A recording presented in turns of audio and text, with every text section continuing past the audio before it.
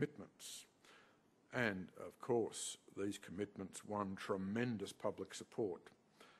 So they were validated. They were validated in the political system. The responses were overwhelmingly popular. But it's interesting, isn't it, because from Australia's point of view, this commitment led to 2 war decisions. We went to war in Iraq, and before that we went to war in Afghanistan. And it's interesting today to look at where Afghanistan and Iraq are. Nobody could have possibly dreamt when those decisions were taken what the consequences were going to be. The politicians didn't know. They were not in a position to comprehend or understand the full ramifications of the crisis decisions they were taking. And the consequence of this was, of course, that after they'd taken their decisions, the advisors, the public servants and the military had to try and make it work, and we got massive improvisation. A related point, of course, is it's also a very good example of how crisis can be used, because while Afghanistan was directly related to the source of the 9/11 attack on the United States, Iraq wasn't. So this was a wonderful case of political displacement. All the energy, all that political energy from 9/11 was eventually used by the Bush administration in terms of the attack on Saddam Hussein. There's another sort of crisis, and this is what I call the inscrutable crisis, when you can't understand what's going on. You know there's a big problem, you're worried about the problem, it's very complex, but it's very hard to analyse. We see this right now in terms of the relationship between China and Australia. This is a very difficult and very tricky issue in which there's been false expectations created, in which both sides are having trouble reading one another, both sides are culpable, both leaderships have made mistakes, and the mistakes have fed off one another and they've reinforced one another. And there's now a very difficult and complex situation created where we've had a whole series of issues which have led to the difficulties we face between Australia and China. Initially, this tremendous sense of hubris on the part of the new Prime Minister Kevin Rudd that all roads would lead to China, and he was able to obtain tolerance in the China relationship in terms of both getting close to China and criticising China, obtaining a degree of tolerance from Beijing which the previous government was not able to get. I think the Chinese were given misleading signals and they're disappointed, very upset about what's happened. We've seen an interaction here of human rights issues,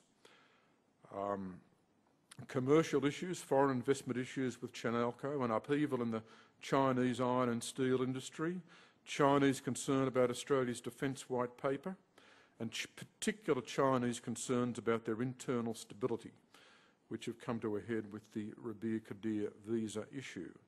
So this is now a very complicated intellectual and policy crisis to unravel, and if you don't understand the nature of the crisis, it's difficult to solve.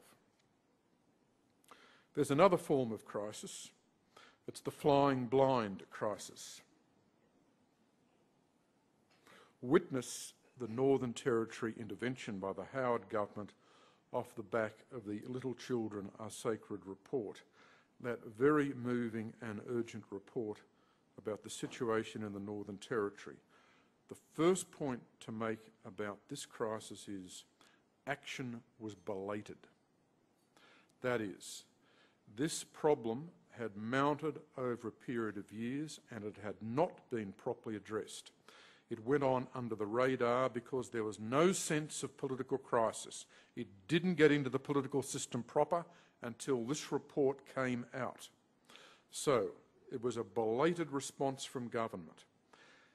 Government felt it had an obligation to act. it felt a moral imperative to act, and there's no doubt that John Howard felt that taking decisive action would strengthen his leadership credentials in the run-up to an election. So this was a crisis where the rules were suspended. The Racial Discrimination Act was put into abeyance.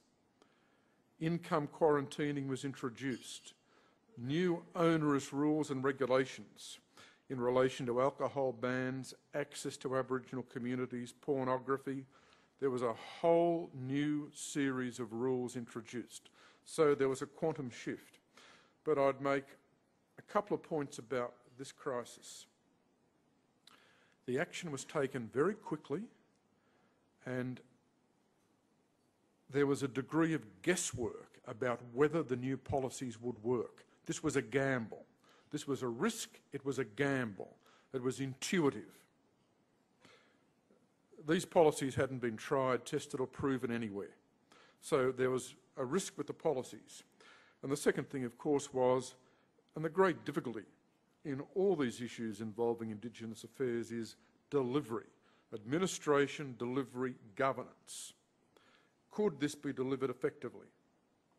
And so we see, consequently, that the flying blind crisis creates all sorts of problems and difficulties down the track. Now, I've almost run out of time, and this is really good because it means that I don't have to talk about climate change. You see, I had a heading under climate change as a crisis, but climate change is like no other issue we've seen. So I'm going to leave that and move straight to my finishing remarks. And I want to say this in finishing up. We have to consider the interaction between the nature of the problems we face and the nature of our democracy. Is our democracy going to be capable of effectively responding to and managing the crises which we're going to confront? And climate change is a classic case here, because when I look at it, the problem I have with it all the time is it seems to me that there is a gulf between what the scientists say has to be done to save the planet and what is possible for democratic societies and elected governments to actually do. It seems to me the gulf between these two things is very significant, and I don't understand how it's going to be bridged. I think that when you look at democracy, democracy is an old-fashioned idea. You go into Parliament House, you listen to the ringing of the bells. Government action depends on the consent of the people. Often it's a slow-moving process. And yet you look at modern technology, the pace of modern technology, the way financial markets are operating, the rapidity with which the global financial crisis hit last year, the risk we face from terrorism and nuclear proliferation. I think that there's an enormous conflict here in coming decades between the capacity of our system to respond effectively and the nature of our society and the intrinsic nature of the crises we face. In conclusion, I'd say